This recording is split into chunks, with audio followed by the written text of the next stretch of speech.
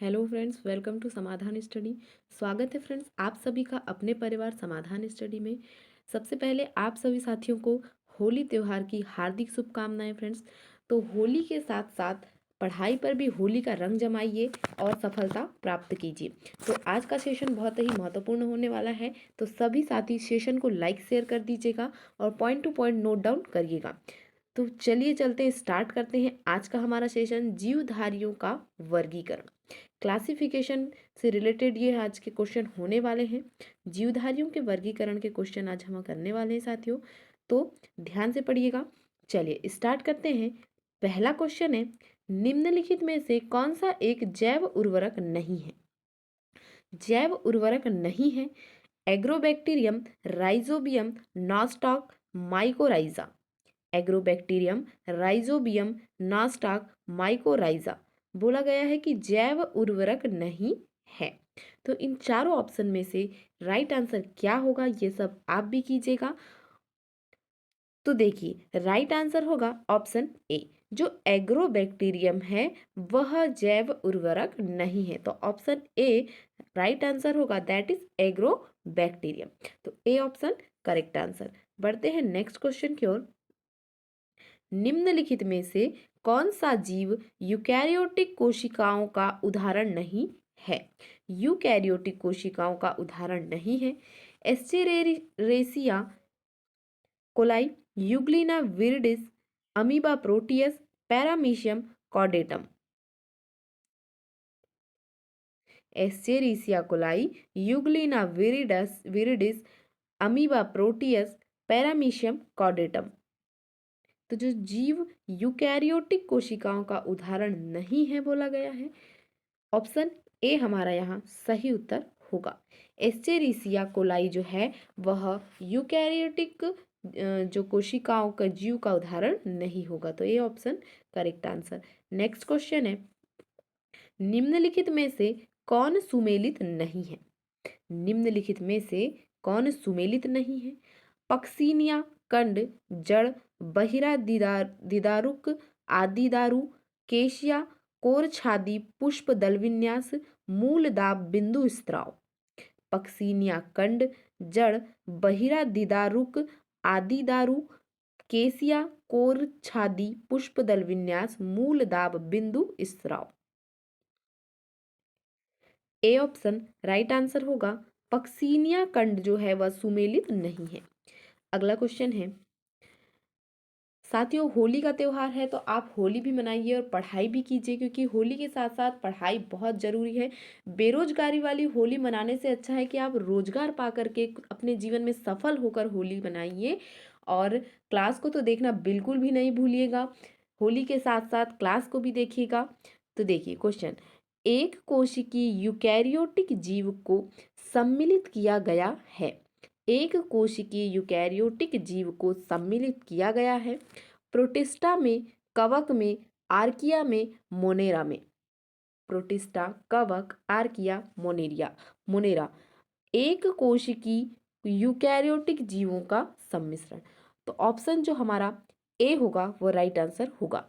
एक कोशिकीय बोला गया है कि एक कोशिका वाले एक कोशिकीय यूकैरियोटिक जीव जो है वो जगत प्रोटिस्टा जो है हमारा 5 जगत वर्गीकरण आर.एच. व्हिटेकर के द्वारा जो दिया गया है, उसमें जो प्रोटिस्टा जगत है उसमें एक कोशिकीय यूकैरियोटिक जीवों को रखा गया है, सम्मिलित किया गया है। तो आर.एच. व्हिटेकर हैं उन्होंने 5 जगत वर्गीकरण के बारे में बताया। 5 जगत वर्गीकरण के बारे में जो है वह आर.एच. व्हिटेकर ने बताया। यहाँ ऑप्शन हमारा ए राइट आंसर होगा फ्रेंड्स। अगला क्वेश्चन देखेंगे, निम्नलिखित में से किसमें झिल्लीबद्ध कोशिकांग अनुपस्थित होते हैं? Saccharomyces, Streptococcus, Chlamydomonas, Plasmodium. Saccharomyces, Streptococcus, Chlamydomonas, Plasmodium. झिल्लीबद्ध कोशिकांगों की अनुपस्थिति। ऑप्शन बी यहाँ हमारा सही उत्तर होगा। स्ट्रेप्टोकोकस जो है option B is right answer that is Streptococcus. झिल्लीबद्ध कोशिकांग हैं अनुपस्थित होते हैं स्ट्रेप्टोकोकस में। नेक्स्ट क्वेश्चन है, कुछ उच्च तापरागी जीव जो उच्च अम्लीयता pH2 वाले pH = 2 वाले आवासों में वृद्धि करते हैं, निम्नलिखित में से किन दो समूहों से संबंधित हैं? कुछ उच्च तापरागी जीव जो उच्च अम्लीयता वाले आवासों में वृद्धि करते हैं, निम्नलिखित में से किन दो समूहों से संबंधित है? यूबैक्टीरिया तथा आर्किया, साइनोबैक्टीरिया तथा डाइटम्स, प्रोटिस्ट तथा मास, लीवरवर्ट तथा यीस्ट।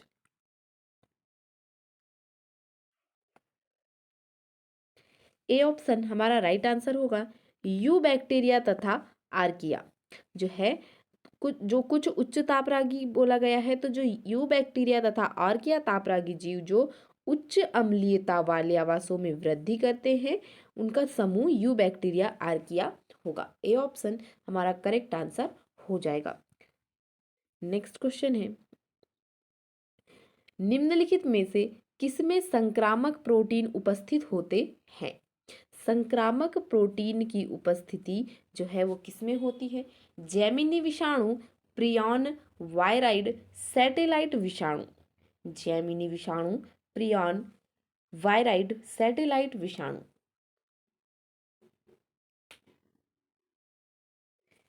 बी ऑप्शन हमारा राइट आंसर होगा, जो प्रियान होते हैं उनमें प्रोटीन, जो संक्रामक प्रोटीन है वह उपस्थित होते हैं प्रियान में। तो ऑप्शन बी राइट आंसर हो जाएगा। अगला क्वेश्चन है, विषाणु का आवरण कहलाता है कैप्सिड, विरियन, न्यूक्लियोप्रोटीन, कोर। विषाणु का आवरण कहलाता है कैप्सिड, विरियन, न्यूक्लियोप्रोटीन, कोर।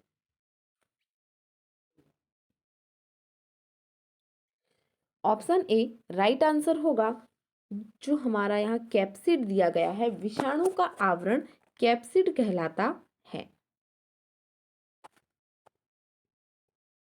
विषाणु का आवरण कैप्सिड कहलाता है, तो ऑप्शन ए राइट आंसर होगा। नेक्स्ट क्वेश्चन है, कुछ जीवों के अभिलक्षणों के संबंध में निम्नलिखित कथनों के सही संयोजन का चयन कीजिए। मीथेनोजन आर्कियोबैक्टीरिया है जो दलदली स्थानों पर मीथेन उत्पन्न करते हैं। नास्टाक एक तंतुमय नील हरित शैवाल है जो वायुमंडलीय नाइट्रोजन का स्थिरीकरण करता है। रसायन संश्लेषी स्वपोषी जीवाणु ग्लूकोज से सेल्यूलोज का संश्लेषण करते हैं। माइकोप्लाज्मा में कोशिका भित्ति का अभाव होता है तथा ये ऑक्सीजन के बिना जीवित रह सकते हैं। सही कथन है ए 2 एवं 3, बी 1, 2, 3, सी 2, 3 व 4, डी 1, 2 व 4।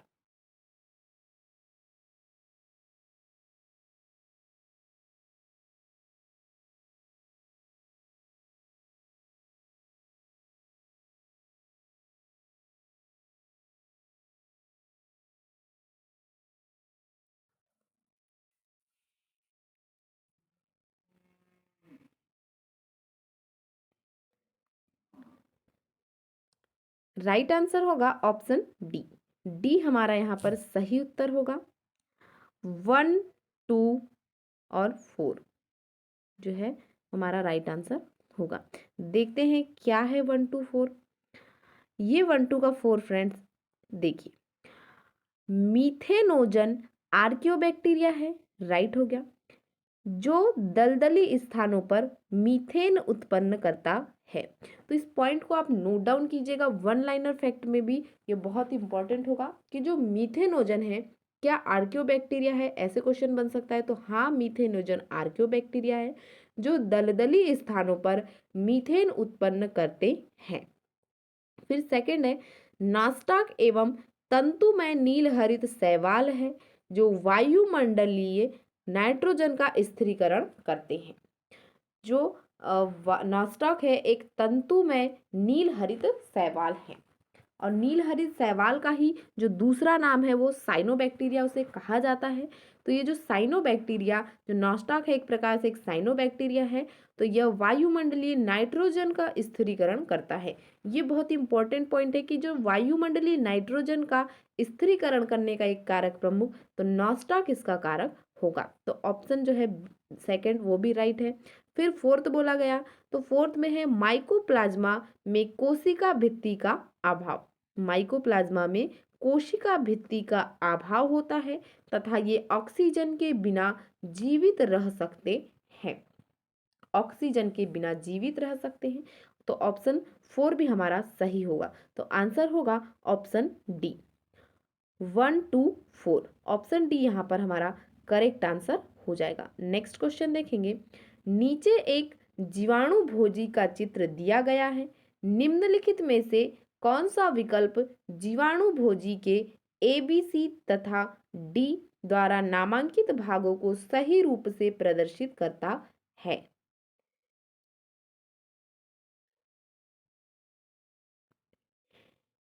ए पुच्छ तंतु, बी शीर्ष, सी आच्छाद, डी कॉलर। ए आच्छाद, बी कॉलर, सी शीर्ष, डी पुच्छ तंतु। ए शीर्ष, बी कॉलर, सी आच्छाद, डी पुच्छ तंतु। ए कॉलर, बी पुच्छ तंतु, सी शीर्ष, डी आच्छाद।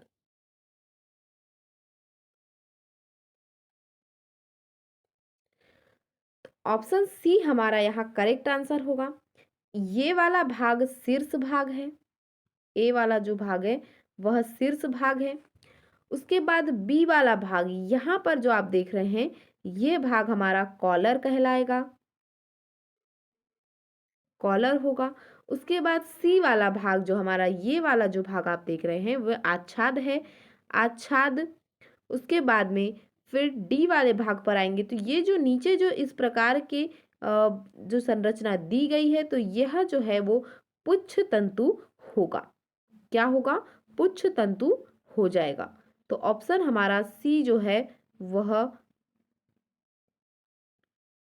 पुच्छ तंतु हो जाएगा।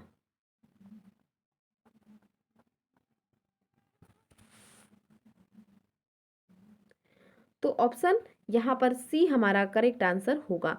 ए शीर्ष, बी कॉलर, सी आच्छाद, डी पुच्छ तंतु। Option C right answer, that is A शीर्ष, बी कॉलर, सी आच्छाद, डी पुच्छ तंतु। नेक्स्ट क्वेश्चन है, निम्नलिखित में से किसमें हैप्लांटिक हैप्लांटिक प्रकार का जीवन चक्र पाया जाता है? निम्नलिखित में से किसमें हैप्लांटिक प्रकार का जीवन चक्र पाया जाता है? फ्यूनेरिया, पॉलीट्राइकम, ऑस्ट्रेलेगो, गेहूं। हैप्लांटिक प्रकार का जीवन चक्र किसमें पाया जाता है? तो ऑप्शन सी यहाँ पर हमारा सही उत्तर हो जाएगा। ऑस्ट्रेलेगो में जो है वो हैप्लांटिक प्रकार का जीवन चक्र पाया जाता है। तो option C right answer. Next question देखेंगे, ऑक्सीजन जनित प्रकाश संश्लेषण पाया जाता है क्रोमेशियम में, ऑसिलेटोरिया में, रोडोस्पाइरिलम में, क्लोरोबियम में। क्रोमेशियम में, ऑसिलेटोरिया में, रोडोस्पाइरिलम में, क्लोरोबियम में।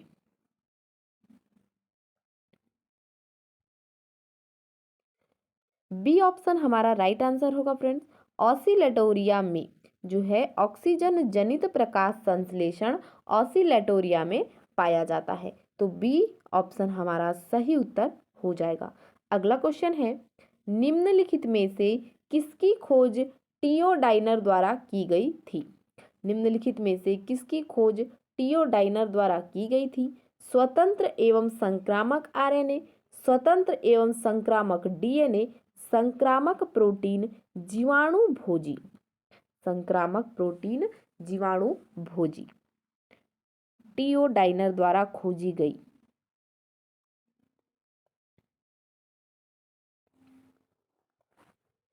राइट आंसर होगा ऑप्शन ए, स्वतंत्र एवं संक्रामक आरएनए जो है वह टियोडाइनर के द्वारा खोजा गया।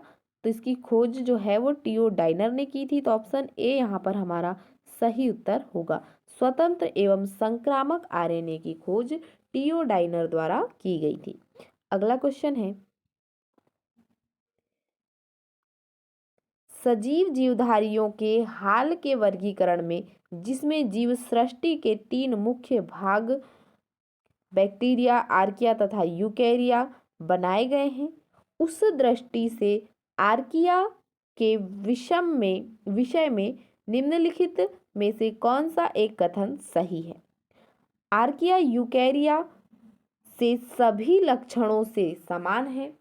आर्किया में कुछ ऐसे नए लक्षण हैं जो अन्य प्रोकैरियोट्स तथा यूकैरियोट्स में नहीं पाए जाते। आर्किया प्रोकैरियोट्स तथा यूकैरियोट्स दोनों से पूर्णतः भिन्न होते हैं। आर्किया प्रोकैरियोट्स से पूर्णतः भिन्न होते हैं।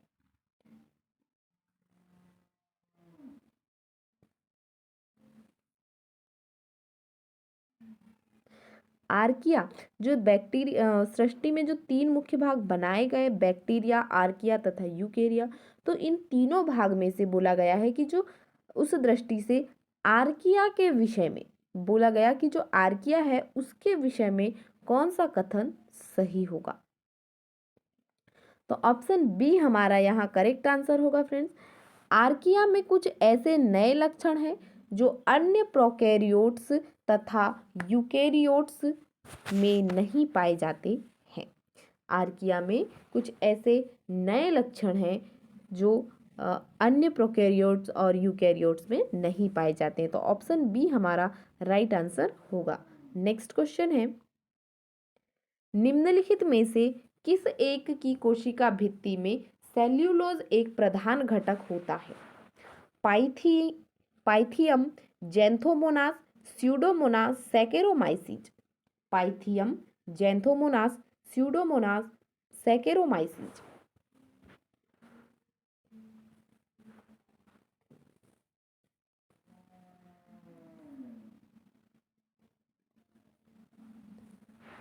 ए ऑप्शन हमारा राइट आंसर होगा। पाइथियम जो है उसमें पाइथियम की एक कोशिका भित्ति में सेल्यूलोज का एक प्रधान घटक होता है। तो ए ऑप्शन हमारा राइट आंसर होगा। अगला क्वेश्चन है,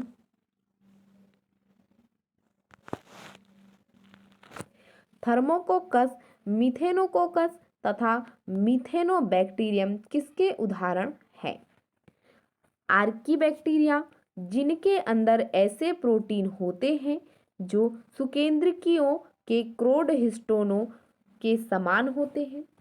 आर्कीबैक्टीरिया के जिनके भीतर ऐसे कई हिस्टोन नहीं होते जो सुकेंद्रकीयों में पाए जाने वाले हिस्टोनों के समान हो, परंतु जिनका डीएनए ऋणात्मक रूप से अधिकुंडलित होता है।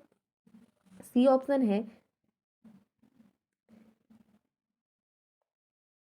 जीवाणुओं जिनका डीएनए शिथिल होता है अथवा सकारात्मक रूप से अधिकुंडलित होता है, जिनमें एक कोशिका कंकाल और साथ ही माइटोकॉन्ड्रिया भी होते हैं। डी, जीवाणुओं जिनके भीतर एक कोशिका कंकाल तथा राइबोसोम्स होते हैं।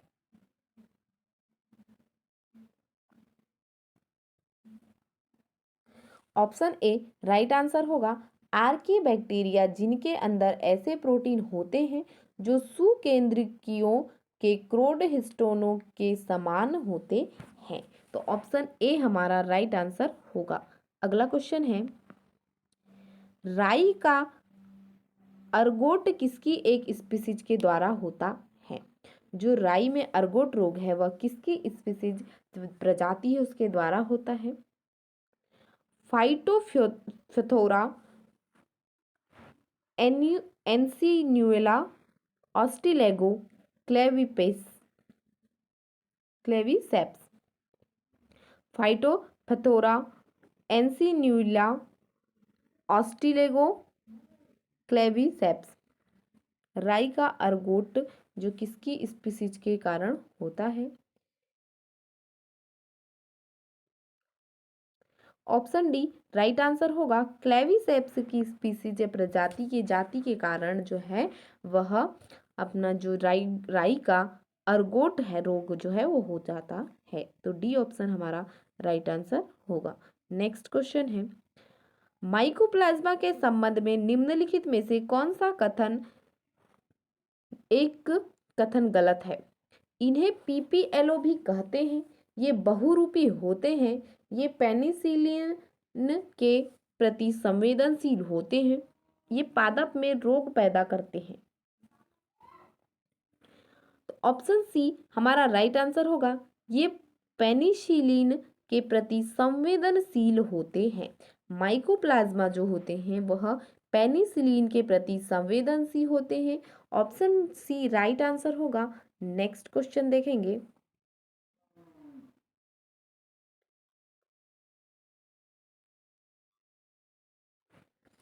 ट्रिपेनोसोमा नॉक्टिल्यूका मोनोसिस्टिस तथा जियार्डिया में कौन सा एक लक्षण समान पाया जाता है? ये सभी एक कोशिकीय जीव प्रोटिस्ट हैं। अभी हमने थोड़ी देर पहले बात की थी कि जो एक कोशिकीय जीव होते हैं उन्हें जगत प्रोटिस्टा के अंतर्गत रखा गया है, और ये जो जगत प्रोटिस्टा है 5 जगत वर्गीकरण के अंतर्गत एक जगत है, जिसकी जो अवधारणा है वह किसने दी थी? आर.एच. व्हिटेकर ने। ठीक है, तो ये भी आप ध्यान में लेके चलिएगा। देखिए, ये सभी एक कोशिकीय जीव प्रोटिस्ट हैं। इन सभी में कशाभ पाए जाते हैं, इनमें बीजाणु बनते हैं, ये सभी परजीवी है। Trypanosoma Noctiluca Monocystis giardia.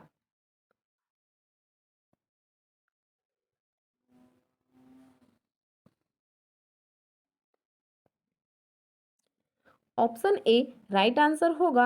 ये सभी एक कोशिकीय जीव हैं। जो ट्रिपेनोसोमा नॉक्टिल्यूका मोनोसिस्टस जियार्डिया है, ये सभी एक कोशिकीय प्रोटिस्ट जगत के जो जीवों के में एक समान लक्षण यह होता है कि इनमें एक कोशिकीय जीव है ये सभी। तो ऑप्शन यहाँ पर ए हमारा सही उत्तर हो जाएगा। अगला क्वेश्चन है, मैड काऊ रोग का रोगजनक साधन होता है एक जीवाणु, प्रियन, कृमि, विषाणु। जीवाणु, प्रियन, कृमि, विषाणु मैड काऊ रोग का रोगजनक। ऑप्शन बी राइट आंसर होगा। जो प्रियान है वह मैड काऊ रोग का रोगजनक साधन होता है।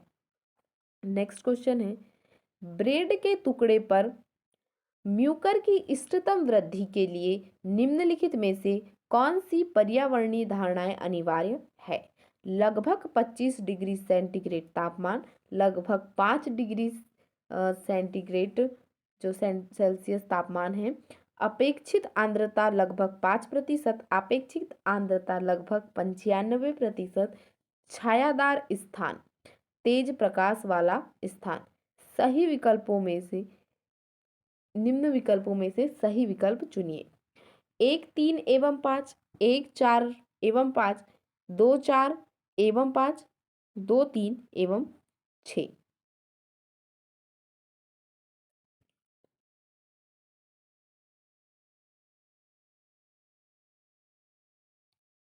ऑप्शन बी राइट आंसर होगा। 1, 4 और 5, लगभग 25 डिग्री सेल्सियस तापमान। उसके बाद में 4 होगा अपेक्षित सांद्रता 95% और छायादार स्थान। तो ऑप्शन जो बी है हमारा यहाँ करेक्ट आंसर होगा। नेक्स्ट क्वेश्चन है, ऑक्सोस्पोर तथा हार्मोसिस्ट क्रमशः किसके द्वारा बनते हैं? कुछ डाइटम्स तथा अनेक साइनोबैक्टीरिया द्वारा, कुछ साइनोबैक्टीरिया तथा डाइटम्स द्वारा, अनेक साइनोबैक्टीरिया तथा अनेक डाइटम्स द्वारा, अनेक डाइटम्स तथा कुछ साइनोबैक्टीरिया द्वारा। ऑक्सोस्पोर हार्मोसिस्ट जो है वह ऑप्शन डी हमारा राइट आंसर होगा। अनेक डाइटम्स तथा कुछ साइनोबैक्टीरिया के द्वारा यह बनते हैं। नेक्स्ट क्वेश्चन है, एक्टिनोमाइसीट्स तंतुवत मिट्टी वाले जीवाणु फ्रैंकिया के संबंध में किसी एक कथन को छोड़कर सभी सत्य है। यह अनेक पादप जातियों की जड़ में गांठ बनने के को प्रेरित करता है। नाइट्रोजन का स्थिरीकरण मुक्त अवस्था में करता है। अनेक थैलीनुमा संरचना बनाते हैं जिसमें नाइट्रोजिनेज की रक्षा ऑक्सीजन से रासायनिक बाधा ट्राइटरपीन हाइपेनाइड्स से होती है। राइजोबियम की तरह यह भी सामान्य पोषद पर आक्रमण मूलरोम द्वारा करता है और पोषद के वलकुट में कोशिका वृद्धि को प्रेरित करता है।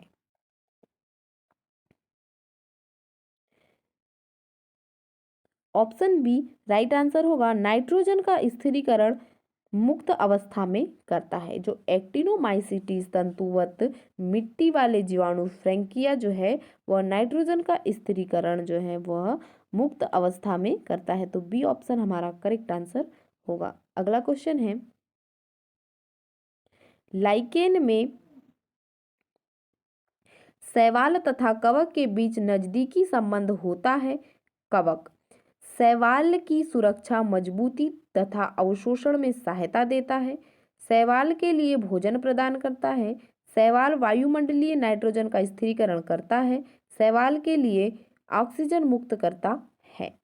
जो लाइकेन में शैवाल तथा कवक के बीच नजदीकी संबंध होता है, तो ऑप्शन ए हमारा सही उत्तर होगा। शैवाल की सुरक्षा, जो कवक है शैवाल की सुरक्षा करता है और मजबूती तथा अवशोषण में सहायता करता है। तो ऑप्शन ए राइट आंसर होगा। अगला क्वेश्चन है, क्षाररागी पूर्व केंद्र की है। अधिक तंगुताओं पर अति क्षारीय बर्फ जमी झीलों में धीरे धीरे पनपते हैं। बहुत गहरे समुद्री अवसादों में पनपते और गुणन करते हैं। बेरियम के किसी भी विलेयशील लवण से संपन्न समुद्री जल में जल्दी से पनपते तथा विभाजित करते हैं। ऐसे जल में पाए जाते हैं जिसमें बेरियम हाइड्रॉक्साइड का उच्च सांद्रण होता है।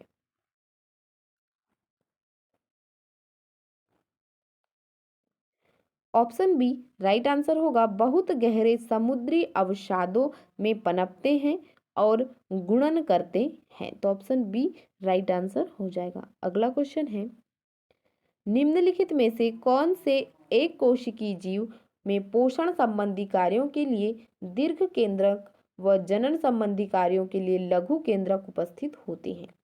युग्लिना, amoeba, paramecium, trypanosoma.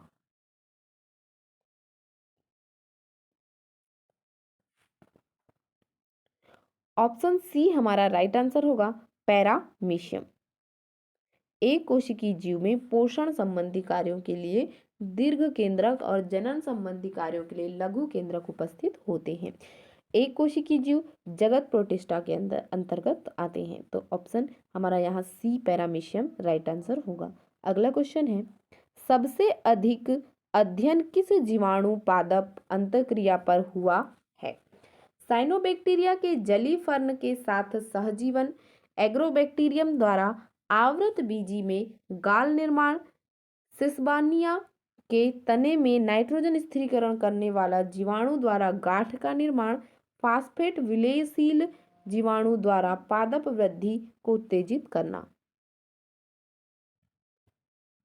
Option B right answer होगा। सबसे अधिक अध्ययन जो है वह एग्रोबैक्टीरियम द्वारा आवृत बीजी में गाल निर्माण करने पर हुआ है। तो ऑप्शन बी हमारा यहाँ सही उत्तर होगा। नेक्स्ट क्वेश्चन है, लाइकेन शैवाल तथा कवक के बीच सबसे प्रसिद्ध समूह है जिसमें कवक का है एक मृतोपजीवी संबंध शैवाल के साथ, एक अधिपादपीय संबंध शैवाल के साथ, एक परजीवीय संबंध शैवाल के साथ, एक सहजीवी संबंध शैवाल के साथ।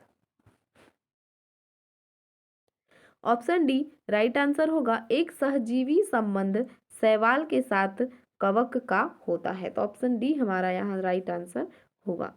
अगला क्वेश्चन है, वे विषाणु जो जीवाणु को संक्रमित कर उनमें गुणन तथा लाइसिस करते हैं उन्हें कहते हैं lysozyme, lipolytic, lytic, lysogenic.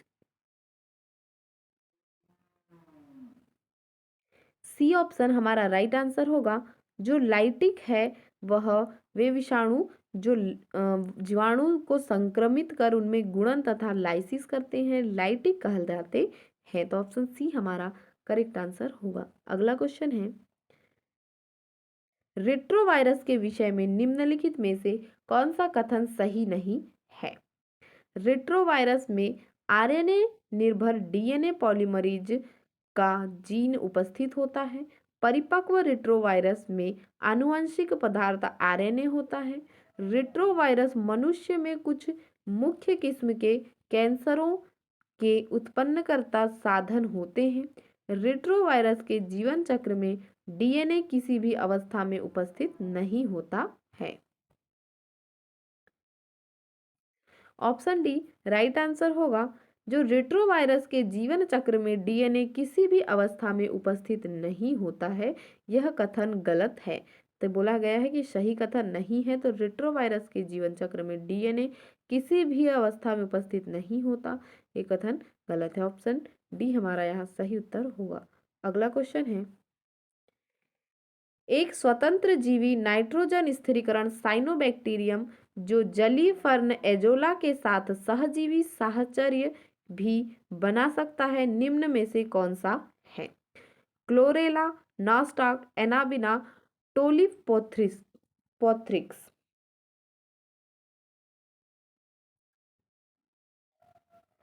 C option right answer होगा एनाबिना। नेक्स्ट क्वेश्चन है, अमीबा में पुटी भवन का मुख्य कार्य है ऐसी स्थिति जिसमें संचित उत्सर्जी पदार्थ से छुटकारा मिल जाए, बी विपरीत भौतिक परिस्थितियों में जीने का सामर्थ्य, सी कुछ समय तक बिना भोजन का अंत ग्रहण किए रहने का सामर्थ्य, डी परजीवी तथा परभक्षी से रक्षा। अमीबा में पुटी भवन का मुख्य कार्य।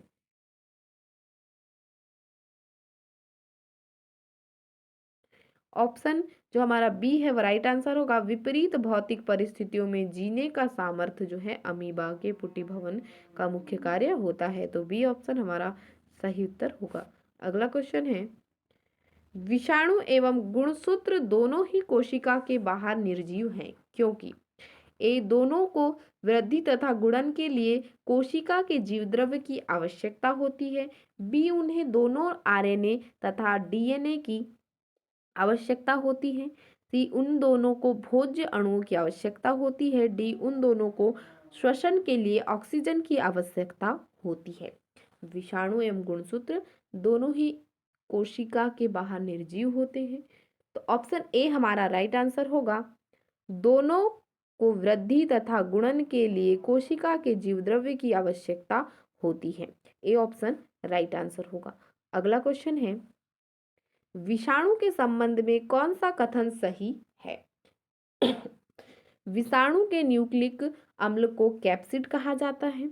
विषाणु का अपना उपापचय स्वतंत्र होता है। सभी विषाणु में आरएनए तथा डीएनए होते हैं। विषाणु अविकल्पी परजीवी होते हैं।